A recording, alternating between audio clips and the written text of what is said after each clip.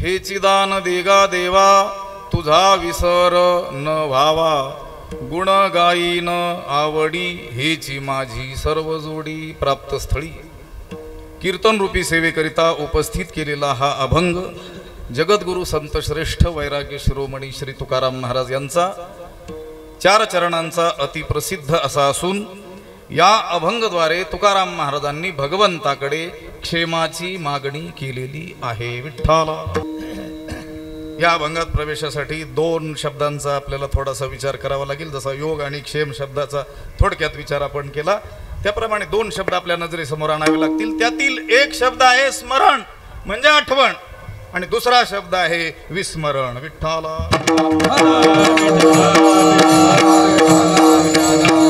स्मरण आणि विस्मरण या 2 शब्दांचं चिंतन करत असताना 2 गोष्टी आपल्या नजरेसमोर आणखी आणाव्या लागतील, संसार आणि देव।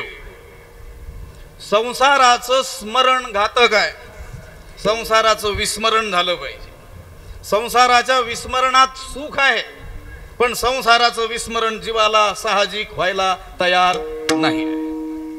संसाराचं स्मरण सर्वनाशाला कारण आहे पण संसाराचं स्मरण माणसाला सहज घडतंय।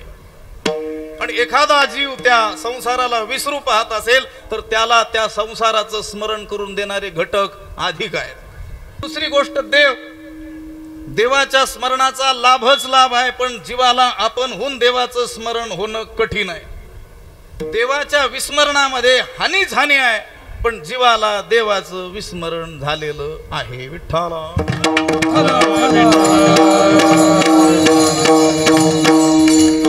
संसार विषय जगत याचं काय झालं पाहिजे, विस्मरण झालं पाहिजे, त्याच्यात सुख आहे। तुकाराम महाराज तर देवाला म्हणतात देहाधिक संसार, देहापासून या संसाराचा आरंभ होतो त्यानं बरं म्हणतात। तुकोबाराय देवाला मागणी करतात की देवा या देहाचा मला काय पडला पाहिजे, देहाचा विसर पाडी मले, देहाचा विसर पाडी मले, देहाचा विसर पाडी मले, देहाचा विसर पाडी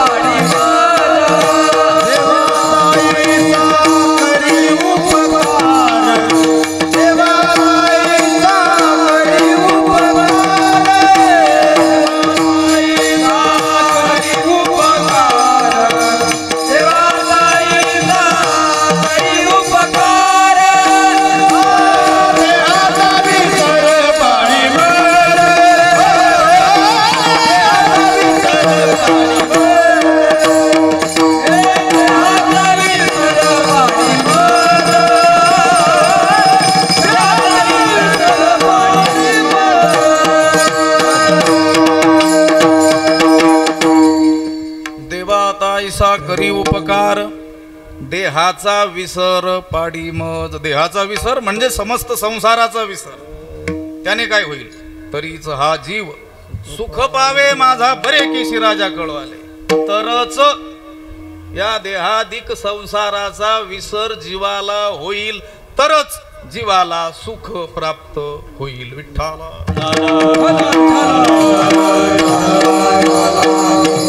पण आपण होऊन जीवाला संसाराचा विसर पडत नाही। जीवाला नित्य स्मरण आहे संसाराचं। अहो सकाळी कोणी उठलं विसरलाच म्हणे मी कोण आहे, असं होईल का कधी? असलं कोणी तर सांगा, नमस्कार करूयात, साष्टांग दंडवत असा कोणी जीवनमुक्त महात्मा असेल तर त्याला विसरच पडून गेलेला आहे। सगळं स्मरण आहे संसाराचं। आणि एखादा जीव पूर्वपुण्याईनं या संसाराला विसरू पाहत असेल, देवाचं स्मरण करायला लागलेलं असेल, सत्संगतीनं संसाराला विसरू पाहत असेल तर पुन्हा या संसाराला विसरू पाहणाऱ्या त्या जीवांना संसाराचं स्मरण करून देणारे घटक जास्त आहेत, ऋषी मुनी जास्त आहेत संसारातील। आमचे वैकुंठवासी गुरुवर्या अण्णा जगन्नाथ अण्णा सांगायचे, ऋषी मुनी सांगायचे, ते म्हटले मी पूर्वी विवाहादिकांना जायचो आणि त्या विवाह सोहळ्यामध्ये लग्न लागल्याबरोबर एक पुढचा विधी असायचा म्हणे। काय विधी? की ते नवदाम्पत्य त्या मंडपातील वयस्क जे लोक असायचे त्यांच्या पाय पडायचे। मला कळेच ना यांच्या पाय पडण्याचं काय कारण आहे म्हणे। देवाधर्माच्या पाय पडावं, साधू संतांच्या पाय पडावं, या वयस्क लोकांच्या पाय पडण्याचं नेमकं काय कारण असलं पाहिजे मला काही सापडत नव्हतं. पण विचार केल्यानंतर मला लक्षात आलं, बरोबर आहे म्हटले. आणि त्यांनी सांगितलेलं वाक्य जसंच तसं सांगतो. अण्णा म्हटले, माझ्या लक्षात आलं की त्यांच्या का पाय पडतात, त्याचं सबळ कारण मला मिळालं. काय कारण आहे? अहो, आत्ता काही क्षणापूर्वी या नव दाम्पत्यानं संसार अरण्यात प्रवेश केला. अण्णा म्हणायचे, ज्या संसार अरण्यात यांनी आत्ता प्रवेश केला त्या अरण्यातील हे ऋषी मुनी आहेत. विठ्ठल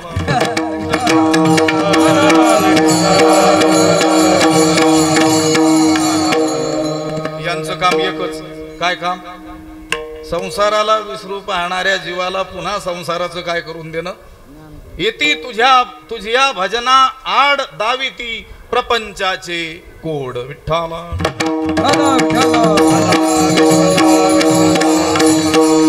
मोहदाऊन या संसारी गोविती अंतकाळी होती पाठीमोरी.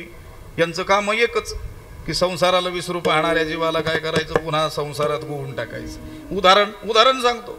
एखादा साधक आळंदीला गेला, संस्थेत शिकू लागला, गुरुवर्यांवर निष्ठा आहे, ज्ञानोबारांप्रती निष्ठा आहे, अभ्यास करतो आहे, आणि त्याने मनी मानसी असा निश्चय केला की आता या लौकिक संसारामध्ये आपल्याला पडायचं नाही, आपलं ब्रह्मचर्य जीवन व्यतीत करायचं ना. असा कोणी साधक गावी आला की हे सगळे ऋषी मुनी गोळा होणार, साधू संत. आणि काय करणार? एकच करणार, त्या गृहस्थाश्रमाचं महत्व त्याला सांगणार. धन्य गृहस्थाश्रमा, श्लोक पाठच करून ठेवलेले. आम्ही गमतीनं म्हणत असतो, या गृहस्थाश्रमाला धन्यता देणारे थोडे बहुत काही श्लोक आहेत, साहित्यामध्ये नाही असं नाही. पण हे ऋषी मुनी जर त्या साहित्यिकांना भेटले असते तर 4-2 श्लोक अधिक रचले असते. विठ्ठला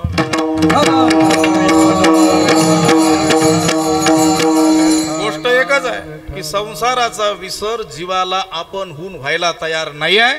आणि जो कोणी भाग्यवान जीव संसाराला विसरू पाहतो त्याला पुन्हा संसाराचं स्मरण करून देणारे घटक अधिक आहेत. आणि संसाराचं स्मरण आपसुकच जीवाला आहे, जे की त्याच्या सर्वनाशाला कारण आहे. ध्यायतो विषयान पुंसः संगस्तेषु उपजायते, संगात संजायते कामः, कामात क्रोधोऽभिजायते, क्रोधात भवति सम्मोहः, सम्मोहात स्मृतिविभ्रमः, स्मृतिभ्रंशात बुद्धिनाशो, बुद्धिनाशात प्रणश्यति. त्या विषयांचं केलेलं थोडंसं सहज केलेलं स्मरण तिथपासून विनाशापर्यंतचा प्रवास भगवंताने वर्णन केलेला आहे. विठ्ठल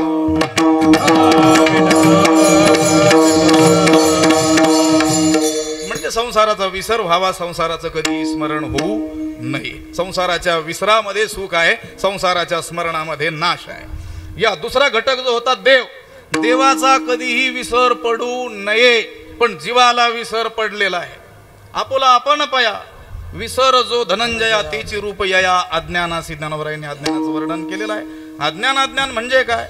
जीवाला आपला जो स्वरूपाचा पडलेला विसर आहे हेच अज्ञानाचं काय आहे म्हटले स्वरूप आहे. जीवाला देवाचा काय पडलेला आहे? विसर पडलेला आहे. देवाचं काय असलं पाहिजे? स्मरण असलं पाहिजे. त्या देवाच्या विसरामुळे त्याला खूप मोठी हानी भोगावी लागते आहे. हे पहा, मी एक प्रश्न करणार आहे आणि अभंगाच्या संबंधानं एका वाक्यात उत्तर द्यायचं आहे. फक्त अभंगाच्या संबंधात. आपल्या प्रत्येकाला दुःख प्राप्त आहे की नाही? कुणी आहे का असा इथं जो म्हणतो दुःख ते कैचे नये स्वप्नासी, दुःख स्वप्नात देखील आम्हाला ठाऊक नाही, असं कोणी आहे का? संत म्हणू शकतात. आपल्या प्रत्येकाला काय आहे? दुःख प्राप्त आहे. जो देखे सो तो देखे सो दुखिया बाबा, दुखिया कोई नहीं रे. तो देखे सो दुखिया बाबा, दुखिया कोई नहीं रे. राजा दुखिया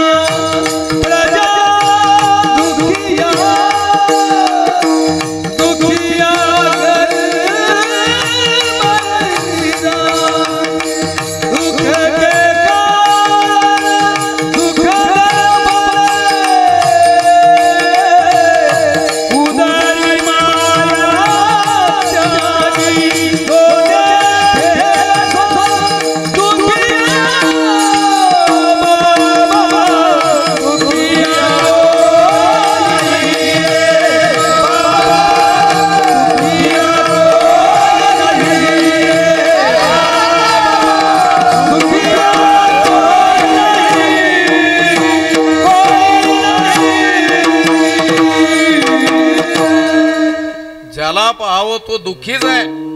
जो देखे सो दुखिया बाबा, सुखिया कोई नाही रे. राजा दुखिया, आणि त्याच्यामुळं असो समजून घ्या, प्रजेला दुःखी व्हायला काही कारणच नाही दुसरं. असो सगळेच दुःखी आहेत. कोणी आहे का दुःख नाही म्हणणारा? सगळ्यांनाच काय आहे, दुःख प्राप्त आहे.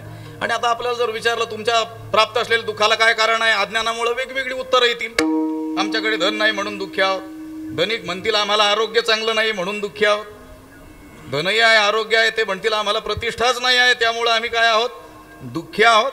वेगवेगळी कारणं अज्ञानामुळे येतील. पण आपल्याला प्राप्त असलेल्या दुःखाचं एकमेव कारण अभंगाच्या संबंधानं एका वाक्यात सांगायचं.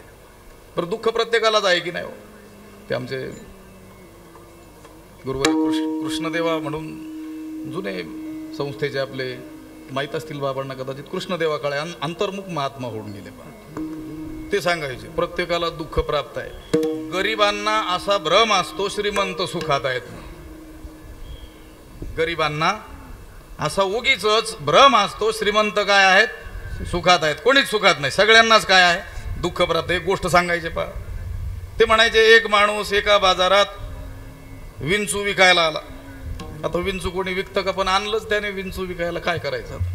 आणि मोठ्याने ओरडून सांगू लागला विंचू घ्या विंचू, 2 रुपयाला एक विंचू. त्या बाजारामध्ये सहज फिरणारा एक माणूस होता. ते म्हटलं अघटितच झालं, यानं नको ती वस्तू विकायला आणली, बरं आणि नका. विक्रीचंही याला ज्ञान नाही, सगळेच विंचू 2-2 रुपये, सारखी किंमत कशी?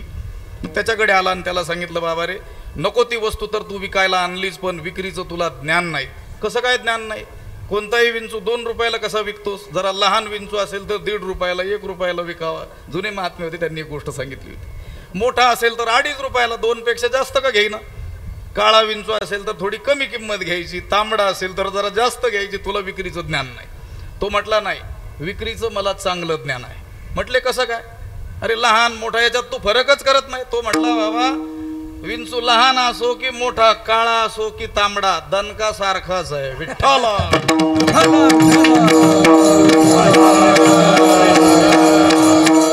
दुःख प्रत्येकाला आहे. फक्त प्राप्त त्या भामतीकार वाचस्पतींचं एक वचन आहे. आमचे आदरणीय आमचे ज्येष्ठ गुरुबंधू हनुमानजी मोठे विद्वान महात्मे आहेत. एवं ही शास्त्र विषयो न जिज्ञासेत यदि दुःखम नाम जगती न स्यात. भामतीकार वाचस्पतींनी असं म्हटलेलं आहे, जर या जगामध्ये दुःख नावाची वस्तूच अस्तित्वात नसती तर शास्त्र जिज्ञासा कोणीही केली नसती. तुमच्या देवाला, धर्माला, सप्ताहाला, कीर्तनाला कोणीच विचारलं नसतं. विठ्ठला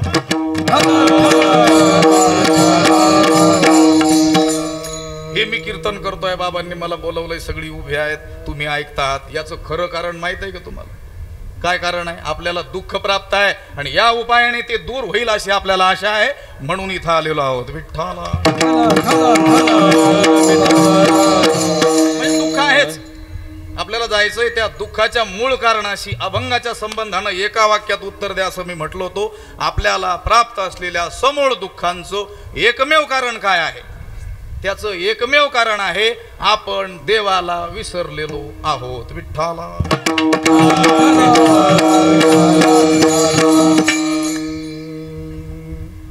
एक श्रुती आहे पहा, इह चेद वेदी दथ सत्यमस्ती न चेदी हा वेदीन महती विनष्टी भूतेषु भूतेषु विचित्य धीराहा प्रेत्यास्माल लोकादमृता भवंती. याच्या अर्ध्या श्रुतीशी आता काय देणं घेणं नाही, अर्धीचा विचार करूया. इह चेद वेदी दथ सत्यमस्ती. आपण मनुष्य म्हणून जन्माला आलेलो आहोत ना, तर श्रुती माता आपल्याला कळवळ्यानं सांगते, जशी आपली लौकिकातील आई सांगत असते. आणि श्रुती आई आहेच ना. पै अहितापासून काढीती हित देवनी वाढविती नाही श्रुती परवती माऊली जगा. जशी लौकिकातील आई आपल्या मुलाला सांगत असते, अरे बाळा शाळेत गेलं पाहिजे, अभ्यास केला पाहिजे, उन्हाळक्या करू नकोस तरच तुझं खरं आहे रे बाबा. हे वाक्य ध्यानात ठेवा, मग श्रुती लक्षात येईल. तू अभ्यास केला पाहिजे, नीट मन लावून अभ्यास केला पाहिजे, तरच तुझं खरं आहे असं आपली आई सांगते की नाही? अगदी त्याच पद्धतीनं ही श्रुतीरूपी आई जीवांना सांगते की मनुष्य म्हणून तुम्ही जन्माला आलेला आहात ना, तर मग तुमचं प्रधान कर्तव्य आहे त्या देवाला जाणा, त्या देवाचं ज्ञान प्राप्त करून घ्या, त्याच्याशी अभिन्नतेचा अनुभव प्राप्त करा, त्याचं स्मरण करा, तरच तुमचं खरं आहे. इह चेद वेदी दथ सत्यमस्ती, तरच तुमचं खरं आहे. आणि जर तुम्ही त्याला स्मरणार नाहीत, त्याचं ज्ञान मिळवणार नाहीत, तर नचेदी हा वेदीन महती विनष्टी, यातील महती म्हणजे मोठी आणि विनष्टी म्हणजे हानी. विसरली तया थोर झाली हानी,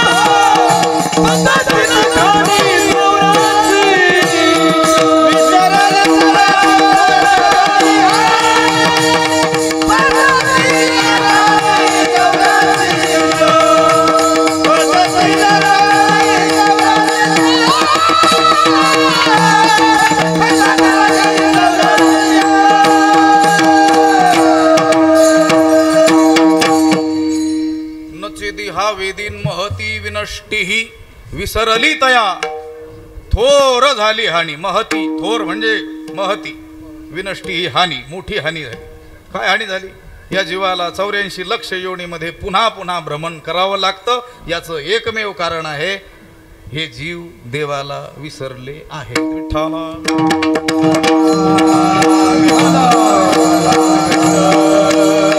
म्हणून या देवाला विसरलेल्या जीवांना पुन्हा देवाचं स्मरण करून द्यावं लागतं. जे करून देतात त्यांना संत असं म्हणतात. आता पुन्हा एक प्रश्न आजच्याच अभंगाच्या संबंधानं विचारतो, एका वाक्यात उत्तर द्यायचं. संत पुरुष अवताराला आल्यापासून निजधामाला जाईपर्यंत यावत आयुष्य, अवतारभर, पूर्ण जीवनभर काय काम करतात? एका वाक्यात सांगायचं. तुम्ही म्हणाल एका वाक्यात कसं काय सांगायचं? कितीतरी काम करतात ते. वाढविले सुख भक्ती भाव धर्म कुळाचार नाम विठोबाचे. मंदिरं बांधतात, सप्ताह करतात, दिंडी घेऊन जातात, सगळ्यांना भजन शिकवतात, गीता शिकवतात, पारायण करू लागतात, कीर्तन करतात. एक काम करतात का? आणि एका वाक्यात कसं काय उत्तर द्यायचं? हो, एकाच वाक्यात उत्तर द्यायचं अभंगाच्या संबंधानं. संत हे पूर्ण जीवनभर काय करतात? तर काय उत्तर आहे? देवाला विसरलेल्या जीवांना पुन्हा देवाचं स्मरण करून देतात. विठ्ठला उठा जागे वारे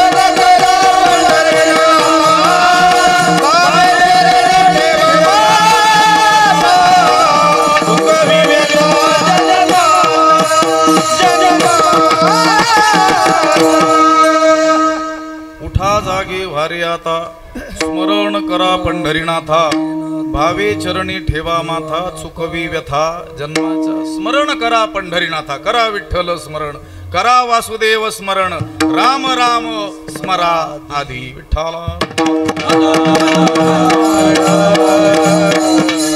या ना त्या निमित्तानं संत एकच काम करतात. हे सगळ्या ज्या गोष्टी दिसतात ना करताना त्याच्या मागचं एकच कारण आहे, एकच हेतू आहे. देवाला विसरलेले हे जे जीव त्यांना पुन्हा देवाचं या ना त्या निमित्तानं काय करून द्यायचं? स्मरण करून द्यायचं. देवाला विसरल्यामुळं मोठी हानी या जीवांना भोगावी लागलेली आहे आणि हे जीव हे दुःख भोगत आहेत हे त्यांना पाहवत नाही. येतो कळवळा म्हणून या, बुडत हे जन न देखावे डोळा, येतो कळवळा म्हणून या. त्या कारुण्यातच त्या संतांचं संतत्व दडलेलं असतं, ते करुणामयी असतात. म्हणून मग कोणतं तरी निमित्त करून या जीवांना काय करावं, देवाचं स्मरण करून द्यावं. याच्यासाठी ते अहोरात्र काय करत असतात, प्रयत्न करत असतात. पण संतांनी जरी या जीवांना जागवण्याचा प्रयत्न केला तरी सगळेच जीव जागे होतात असं नाही, सगळेच त्यांचं ऐकतात असं नाही, पण कोणीच ऐकत नाही असंही नाही. जे ऐकतात ते साधक असतात, त्यांच्या वचनांवर विश्वास ठेवतात. संतांनी देवाच्या स्मरणाचे सांगितलेले लाभ त्यावर त्यांचा विश्वास असतो, देवाच्या स्मरणाची केलेली महती जी वर्णन केलेली आहे त्यावर त्यांचा विश्वास असतो. आणि संतांच्या वचनावर विश्वास ठेवून मार्गक्रमण करणारे जे साधक असतात त्या साधकांपैकी असलेला एक श्रेष्ठ साधक की ज्याला देवाच्या स्मरणाचं महत्त्व जे संतांनी सांगितलं ते मनोमन पूर्णपणे पटलेलं आहे. संसाराच्या स्मरणाची सांगितलेली हानी तीही त्याला कळालेली आहे. संसाराच्या स्मरणामध्ये जो सर्वनाश होतो हेही त्याला मनोमन पटलेलं आहे. आणि संसाराचं स्मरण सोडून, संसाराला विसरून देवाचं स्मरण जो करतो आहे, अहोरात्र करतो आहे, अखंड देवाचं स्मरण करतोय, क्षणासाठी सुद्धा देवाला जो विसरत नाही आहे, असा जो श्रेष्ठ साधक. पण त्याच्याही अंतःकरणामध्ये एक सुप्त अशी भीती आहे.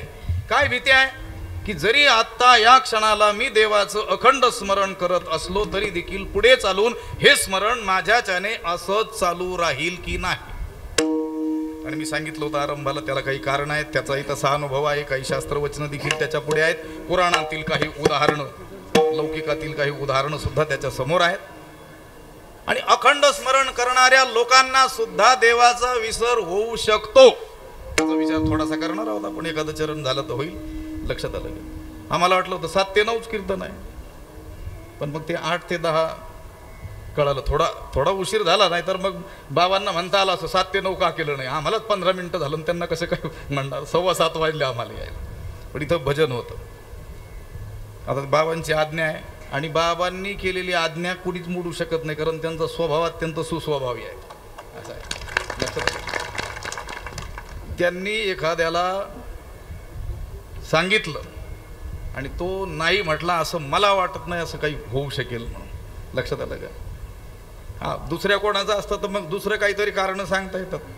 लक्षात आलं का? पण ते अत्यंत निर्मळ अंतकरणाचे महात्मे, नाथ महाराजांसारखं काम आहे त्यांचं. लक्षात आलं का? आता ते संस्थानाच्या जबाबदाऱ्या असतात. आता मी तर सांगितलं बाबांना, म्हटलं आमच्यापेक्षा 10 पट जास्त त्रास आहे तुम्हाला. बाबा म्हटले तुम्ही कसं, तुमचं स्पष्ट असतं, स्पष्ट भटकन बोलून जातात. आम्हाला ते सगळं काय करावं लागतंय, सांभाळावं लागतं. जावे त्याच्या वंशा. आम्ही त्या इकडे होतो शेवगावकडे नेवाशाला जाण्याच्या पूर्वी. मस्त रहो मस्ती मी असं चांगलं चाललेलं होतं. पण मोठ्या मोठ्या महात्म्यांना ते काही देखवलं नाही आमचं. स्वतंत्र राहणं, मोठे मोठे महापुरुष ते लोक मागं लागल्यानंतर आम्ही नकार दिला. पण ते चतुर, ते गेले महात्म्यांकडं. म्हटलं हे महात्म्यांचा शब्द काही मोडणार नाही. ते पूर्वीचं ना आताचं सांगतो बाबा तुम्हाला एक गंमत म्हणून. आपण सिंहासारखेच आहोत, पण गोष्ट अशी आहे, पूर्वी वनातल्या सिंहासारखे होतं. वनात विचरण करणारा सिंह असतो, निर्भयतेने सगळीकडे काय करत असतो, तो विचरण कर. स्वयमेव मृगेंद्रता असं म्हणतात की नाही, तसं असतं. आता देखील सिंहच, पण पिंजऱ्यातला. पिंजरा थोडा मोठा असेल. विठ्ठला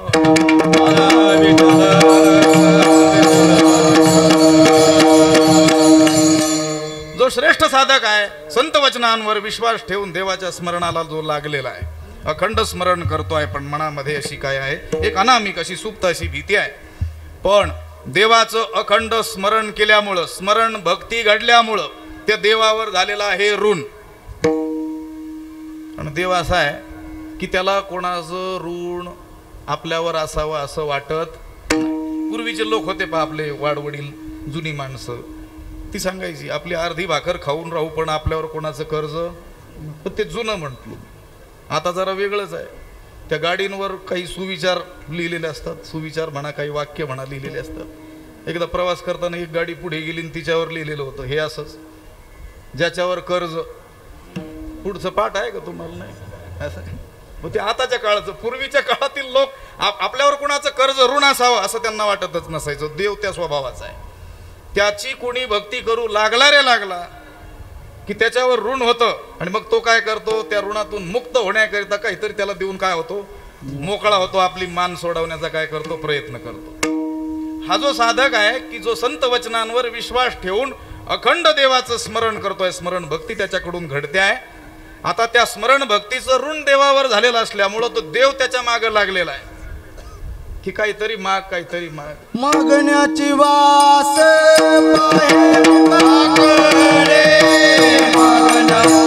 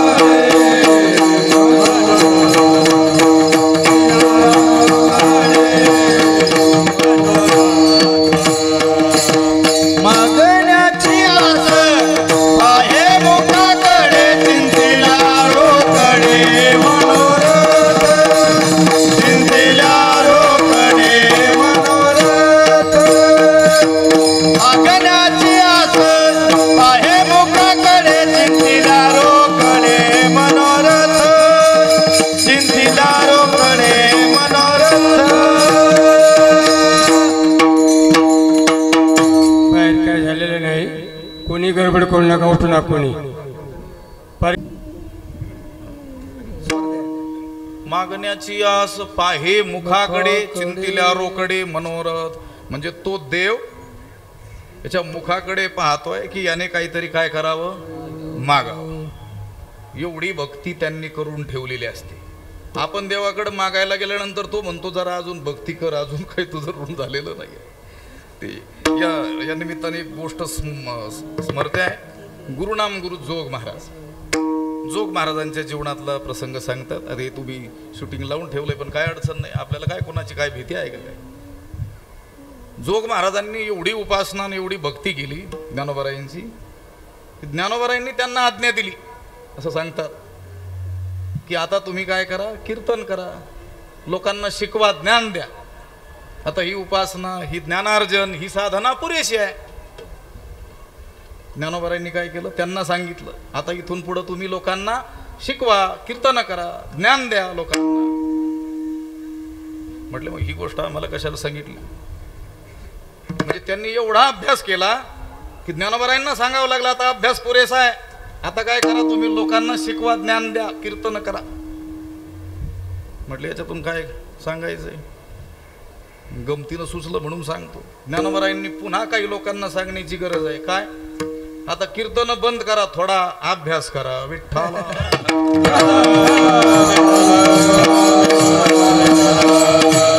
म्हणजे भक्त इतकी भक्ती करतात, देव म्हणतो काहीतरी मागा. त्याच्या मुखाकडे मोठ्या आशेनं पाहतो की हा काहीतरी मागेल म्हणून तो देव. आणि आपण देवाला मागायला गेल्यानंतर तो म्हणतो यानं काही भक्तीच केली नाही, मागायला आला म्हणून अगोदर भक्ती कर. तो देव ज्या वेळेस अशा साधकाच्या भक्तीने प्रसन्न होऊन त्याच्या मागे लागतो आहे की काहीतरी माग, काहीतरी माग, त्यावेळेस हा साधक म्हणतोय मला तर काही मागायचं नाही, पण मनसी काही मागा. हे देवा तू हरिदासाची घरी मज मनसी काही मागा.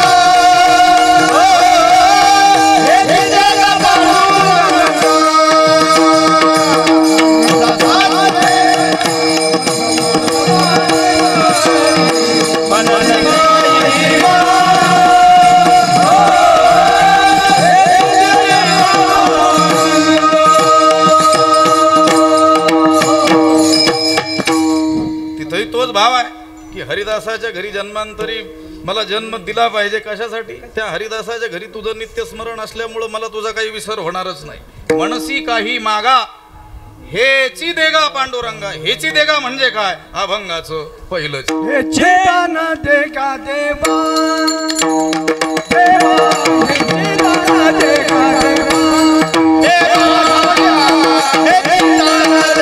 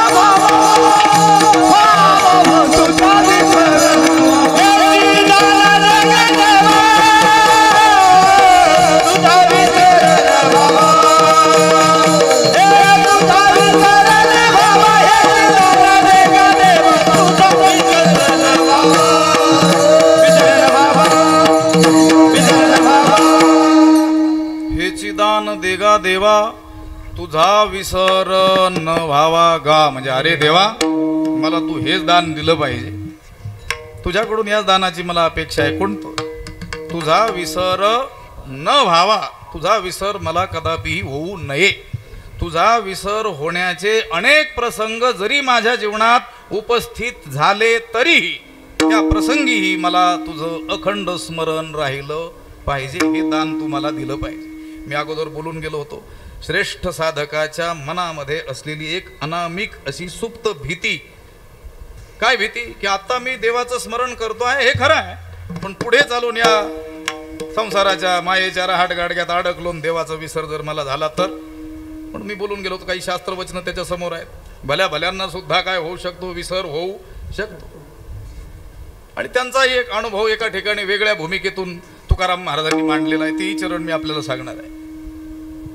त्याच्यासाठी एक भूमिका थोडीशी तयार करावी लागेल. एखादा आळंदीला गेलेला साधक, पहिल्या वर्षाला असलेला साधक, त्यावेळेस त्याचा ज्ञानोबारायांप्रती असलेला विश्वास, निष्ठा, श्रद्धा, गुरुजनांप्रती असलेला आदर, नामनिष्ठा, रोजचा नित्य नियम. पण जसजसा तो पुढे शिकू लागतो, दुसरं वर्ष, तिसरं, चौथं, आणि बोलू लागतो, म्हणजे बोलायचं शिकायलाच गेलेला असतो म्हणून बोलू लागतो, आणि तो बोलू लागतो म्हणून तुम्ही बोलावू लागतात. कशाला? कीर्तनाला. त्यावेळेस त्याच्या अंतकरणात असलेला भाव तो पूर्वीचा भाव राहत नाही. मागे जैसा होता माझे अंगी भाव, तैसा एक ठाव नाही आता. तुकाराम महाराज म्हणतात, हे देवा, प्रारंभी आरंभाला तुझ्याविषयी माझ्या अंतकरणात जो भाव होता तो आता राहिलेला नाही. का राहिलेला नाही?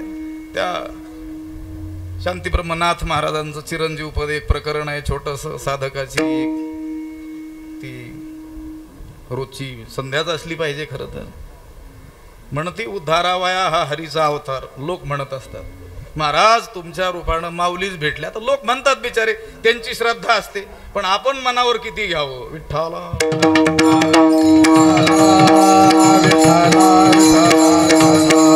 आरंभाला माझ्या अंतकरणात हे देवा तुझ्याविषयी भाव जो होता तो आता राहिलेला नाही. म्हणजे भाव, निष्ठा, श्रद्धा कमी होऊ शकते की नाही? म्हणतात की नाही लोक, आमचा त्यांच्यावर फार विश्वास होता.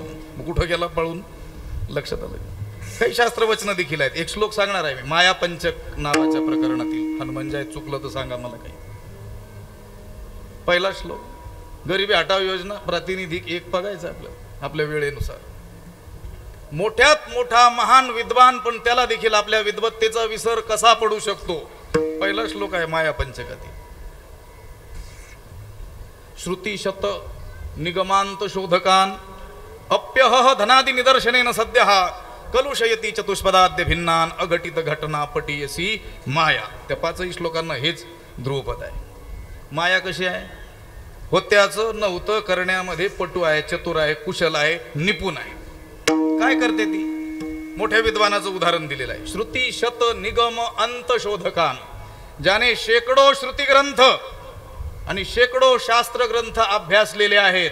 वरवर अभ्यासलेले नाहीत. अंतशोधकान, सिद्धांत हाती येईपर्यंत अभ्यासलेले. मोठा विद्वान, 5-25 वर्ष अभ्यास केलेला, 4-2 वर्ष शिकलेल्याचा हिशोबच धरलेला नाही आचार्य. 4 वर्ष शिकून काय होतं नेमकं? मोठे बाबा सांगायचे, वैकुंठवासी गुरुवर्य मोठे बाबा, 4 वर्ष शिकल्याने काय होतं? तो आता कीर्तन कळण्याचा अधिकारी होतो. विठ्ठला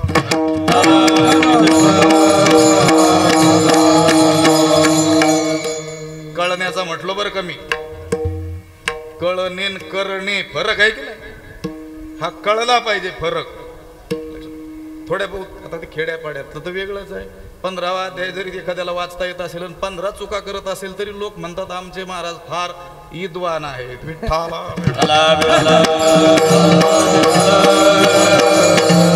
प्रकांड विद्वानाचं उदाहरण दिले. शेकडो श्रुती ग्रंथ आणि शेकडो शास्त्र ग्रंथ सिद्धांत हाती येईपर्यंत ज्याने अभ्यासलेले आहेत. पण आचार्य म्हणतात अपि असं असून सुद्धा अरे अरे अरे खेदवाच्य काव्य आहे. धनादि निदर्शनेन सध्या धन, मान, सन्मान, पद, प्रतिष्ठा इत्यादी गोष्टींना बोलून कलुषयती कलंकित होतो. आणि चतुष्पदाद्य भिन्नान, चतुष्पद 4 पायाचे जे त्यांच्या साम्यतेला प्राप्त होतो. माझ्या भाषेत या श्लोकाचा अर्थ सांगू का? कितीही मोठा विद्वान असला पण त्याला धनाची अभिलाषा निर्माण झाली तर तो श्रीमंताच्या दारातील कुत्र होतो. विठ्ठला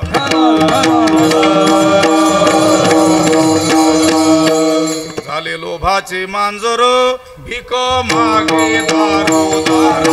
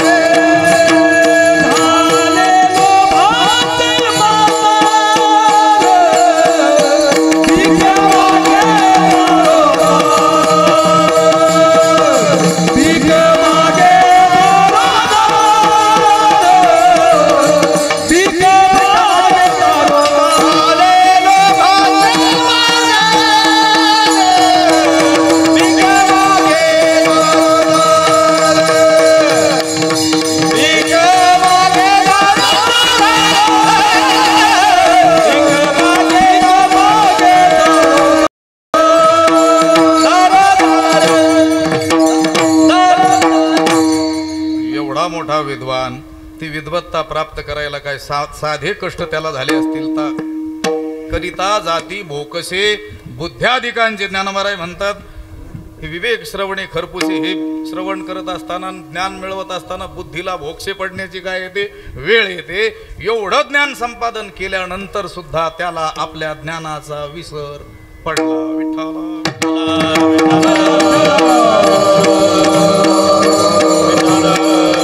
त्याचं कारण काय? अघटित घटना पटीयसी माया ही माया आहे. त्यामुळं एखादा देवाचं नित्य स्मरण करत असला तरी देखील त्याला ते स्मरण अखंडच राहील असंही काही सांगता येत नाही. त्या देवाच्या स्मरणामध्ये विक्षेप होऊ शकतो. अनेक कारण आहेत. त्या योगदर्शनाचं एक सूत्र आहे पा, चित्त विक्षेप असते अंतराया हा म्हणून. सुरुवात लक्षात येते का?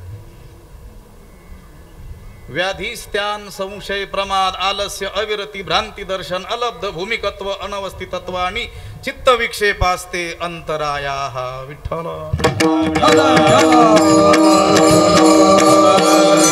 एवढ्या गोष्टी 9 गोष्टी आहेत. हे काही सगळं बघणार नाही. फक्त सांगितलं गरिबी हटाव योजना थोडस. याच्यातील कोणतंही कारण उपस्थित झालं तरी विसर पडू शकतो. त्या साधनेत अडथळा निर्माण होऊ शकतो. आणि साधकासाठी भजनी विक्षेप तेची पै प्रमाद वै मृत्यू हो श्रुतीनं सांगितलेलं आहे. साधनेमध्ये प्रमाद होणं हे त्या साधकाला मृत्यूप्राय दुःख आहे. म्हणून तो साधक म्हणतो आहे देवा दुसरं तिसरं मला काही नको आहे. तुझा विसर होण्याचे कोणतेही प्रसंग उपस्थित झाले तरी देखील हे देवा तुझा विसर मला क्षणासाठी देखील होऊ नये. हेची दान देगा देवा तुझा विसर न व्हावा. मग देव म्हणाले असतील कदाचित खूप वेळ झालाय तुम्ही मागितलंच आहे त्याप्रमाणे कोणत्याही प्रसंगी तुम्हाला माझा विसर होणार नाही. तुम्ही काय कराल? अभंगाचं गुण गाये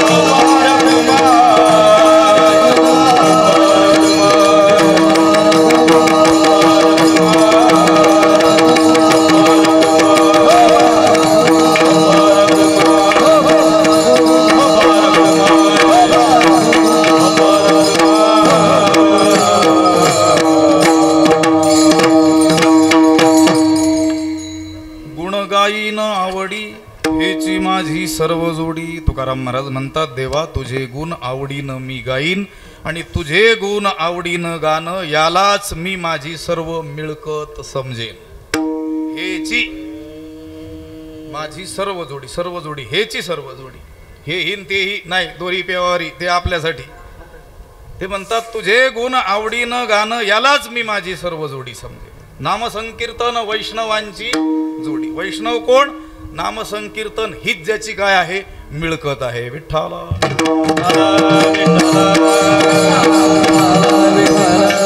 देव हेच ज्याचं धन आहे.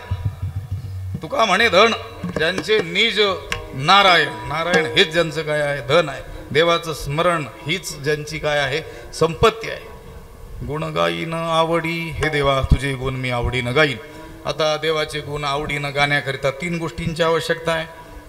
देवाच्या गुणांचं ज्ञान असलं पाहिजे. जे गायचंय त्याचं ज्ञान असलं पाहिजे की नको. देवाच्या ठाई किती गुण आहेत? अनंत गुण आहेत. त्याचं नावच एक अनंत आहे. श्री अनंता मधुसूदन. बहु आहे करुणावंत अनंत हे नाम ज्या. मग ते अनंत नाम त्याला का पडलं? नामदेवरायांनी त्याचं विवरण केलं. अनंत म्हणती माझी या स्वामी ते अनंत गुण त्या ते म्हणून या. माझ्या स्वामीला पांडुरंगाला अनंत असं नाव आहे कारण त्याच्या ठाई अनंत गुण आहेत. त्या अनंत गुणांचा अंतर्भाव म्हणा किंवा त्या अनंत गुणांमधील वरियान श्रेष्ठ असलेले गुण म्हणा किती आहेत? 6 आहेत. ऐका, यश श्री औदार्य ज्ञान वैराग्य ऐश्वर्य हे 6 गुणवर्य वसती जेथ म्हणून तो भगवंतू. यश श्री औदार्य ज्ञान वैराग्य ऐश्वर्य हे 6 गुणवर्य गुणांमध्ये वरियान श्रेष्ठ असलेले गुण. तुकाराम महाराजांना देवाच्या ठाई असलेल्या गुणांचं ज्ञान आहे. गायीन म्हणतात, सांगेन नाही. आता आमच्यासारख्याला म्हणावं लागेल गुण सांगेन आवडी. त्यांच्या आदिनाथजी महाराज वगैरे ते म्हणू शकतात बा गुण गायीन आवडी. तुकाराम महाराजांना गाण्याचं काय आहे ज्ञान आहे. अहो ह्या ज्या वारकरी चाली ह्या सगळ्या मंडळींनी मोठ्या निष्ठेनं आणि कष्टाने जतन करून ठेवल्या. या आल्या कुठून हो? जगद्गुरु तुकाराम महाराज किंवा सर्व संत मंडळी ज्यावेळेस भगवंताचं गुणगान गुणानुवाद करत असतील त्यांच्या मुखातून ही अमृत अक्षर ज्यावेळेस बाहेर येत असतील, ज्या स्वराला घेऊन येत असतील त्या म्हणजे ह्या वारकरी चाली. विठ्ठला. आणि महत्वाचं म्हणजे आवड. आवड असणं आवश्यक आहे. तुकाराम महाराजांना देवाच्या गुणांचं ज्ञान आहे. त्यांना गाता येतं आणि देवाचे गुण गाण्याविषयी त्यांच्या ठाई काय आहे आवड आहे. तुकोबराय म्हणतात गुण गायीन आवडी. आणि हे देवा तुझे गुण आवडीनं गाणं यालाच मी माझी काय समजेल सर्व मिळकत समजेल. असो वेळ होत चाललेली आहे. देव ज्या वेळेस हे ऐकत असतील त्यावेळेस देव म्हटले असतील तुकोबाराय हे सगळं कशासाठी? यासाठी केला होता अट्टहास. ही खटपट हा सगळा खटाटोप कशासाठी? मुक्तीसाठीच ना. मग मुक्तीच तुम्हाला देतो. ते म्हटले न लगे मुक्ती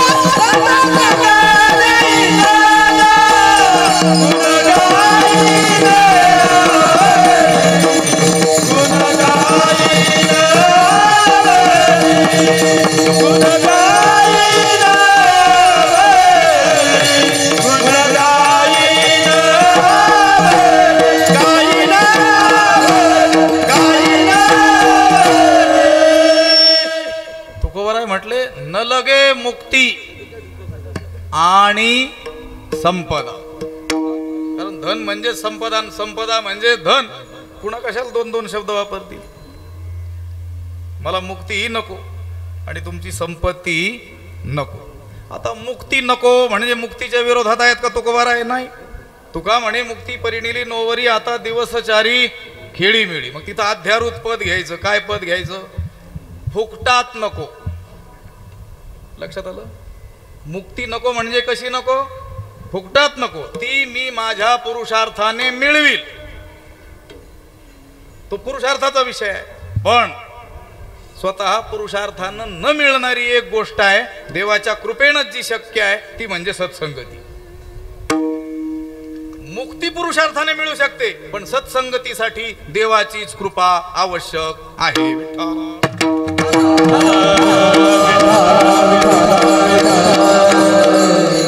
तिथं अध्यारूत पद घ्यायचं. फुकटात नको. हे देवा, तो मोक्ष मी माझ्या पुरुषार्थाने मिळवीन, तुझ्याकडून मला तो फुकटात नको. आणि संपत्ती, त्याचं वर्म आम्हाला कळालेलं आहे. तुका म्हणे त्याचे कळले आम्हा, वर्म जे जे कर्म धर्म नाशवंत. त्यामुळे ती संपत्ती ही नको. पण मग एक हवाय. काय हवाय? संत संग देई, पण सदा सतत दे. त्याने काय होईल? अरे देवा, ते संत तुझं अखंड स्मरण करतील, त्यांच्या सानिध्यात मी सतत राहिल्यामुळं तुझं स्मरण मला अखंड घडेल. क्षणासाठी सुद्धा तुझा विसर पडणार नाही. विठ्ठला. संत संगती देई चरण सेवा, जेणे आ तुझा विसर न पडावा. हाची भाव माझी जीवा पूर्वी देवा मनोरथ. कशासाठी सत्संगती? जेणे तुझा विसर न पडावा. संतांच्या सानिध्यात आलेल्या जीवाला देवाचा विसर पडत नाही. विठ्ठला.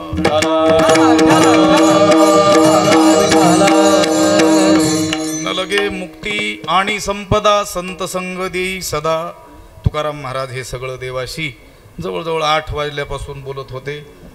तुकाराम महाराजांनी देवाकडे पाहिलं तर देवानं मौन धारण केलेलं दिसलं. मौन हे नकाराचं पहिलंच लक्षण सांगितलेलं आहे.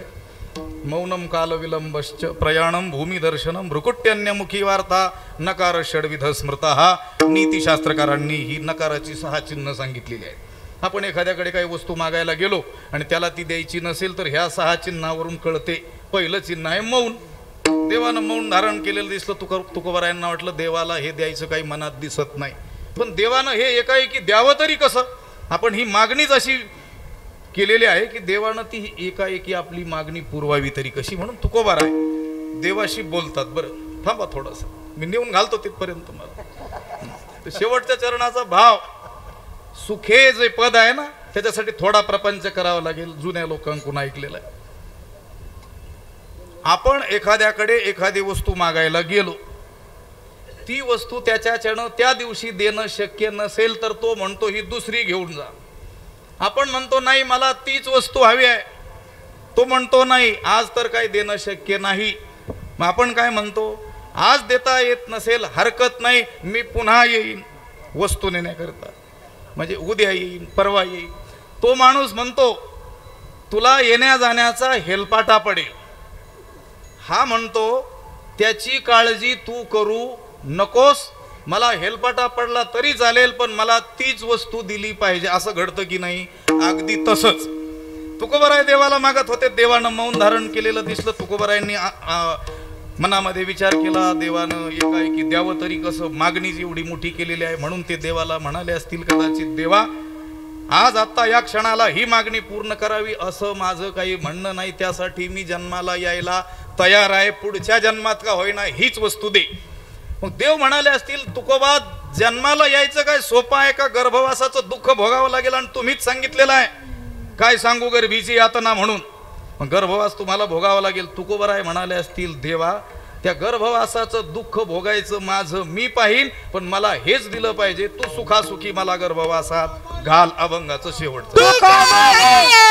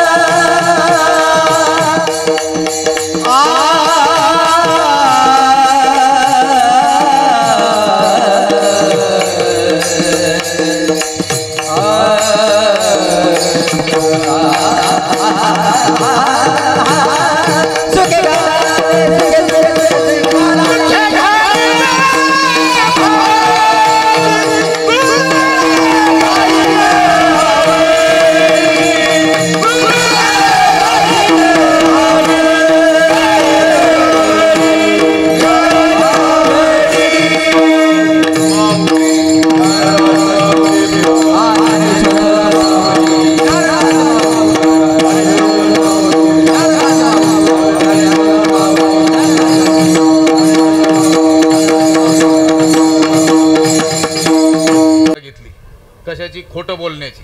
जगात सगळ्यात जो जास्त खोटं बोलेल त्याला सगळ्यात मोठं बक्षीस देण्यात येईल. सगळ्या जगातील खोटे लोक आले आणि काही बोलू लागले. तुमच्याकडचे 10-5 होते तिथं, असं आहे. पण ते इतकं खोटं बोलू लागले, बक्षीसच कोणाला द्यायचं पंचायत पडली. पण एक जण होता, तो काही बोलला नव्हता. राजा म्हटलं तूही बोल आता. सगळेच बोलले. तो म्हटला यांचं होऊ द्या म्हणे, मी एकाच वाक्यात जगातलं सगळ्यात मोठं खोटं बोलणार आहे. ते म्हटलं यांनी तर बरेच वाक्य अर्धा तास भाषण ठोकलं म्हणे, काही बरळायचे, खोटंच बोलायचं होतं तिथं. तो उठला आणि राजेसाहेब लक्ष द्या, एका वाक्यात जगातलं सगळ्यात मोठं खोटं मी बोलणार आहे. आणि त्यानंच बक्षीस मिळवलं. पहा काय बोलला होता तो म्हटला होता, राजेसाहेब एका ठिकाणी 4-6 बाया एकत्र अर्धा तास चूप बसून होत्या म्हणे. कळालं काही? कळलं? हे जगातलं सगळ्यात मोठं खोटं. विठ्ठला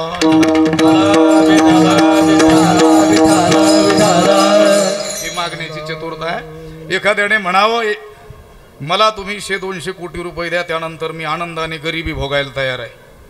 कळालं काय? का 200 कोटी कमी वाटले? परत माझं वाक्य मागं घेतो, पुन्हा वाक्य सांगतो. एखाद्याने एखाद्याला म्हणावं मला तुम्ही 500 कोटी रुपये द्या, त्यानंतर मी आनंदाने गरिबी भोगायला तयार आहे. आता 500 कोटी घेतल्यानंतर गरीब राहील का तो? अहो मग ज्याला देवाचा अखंड स्मरण आहे, क्षणासाठी सुद्धा विसर नाही आहे, सतत सत्संगती ज्याला आहे, देवाचे गुण आवडीनं गाणं, यालाच जो आपलं धन समजतोय, त्याला गर्भवासाला जावं लागेल का? नाही जावं लागणार. आणि जरी त्यानं मागितलं त्यानुसार देवाला त्याला गर्भवासात घालावंच लागलं. घेईन मी जन्म म्हटलाच आहे ना, घेईनच, देवाला द्यावाच लागला, तरी देखील गर्भवासी दुःख नाही येता जाता, हृदयी असता नाम तुझे. हे देवा, तुझं नाम हृदयात मध्ये असताना गर्भवासाला गेलं तरी दुःख भोगावं लागत नाही. म्हणून तुकोबाराय म्हणतात, तुका म्हणे गर्भवासी सुखे घालावे आम्हास. या अभंगाचं काहीसं मोडकं तोडकं चिंतन या ठिकाणी करण्याचा आपण प्रयत्न केला आपल्या वेळेमध्ये.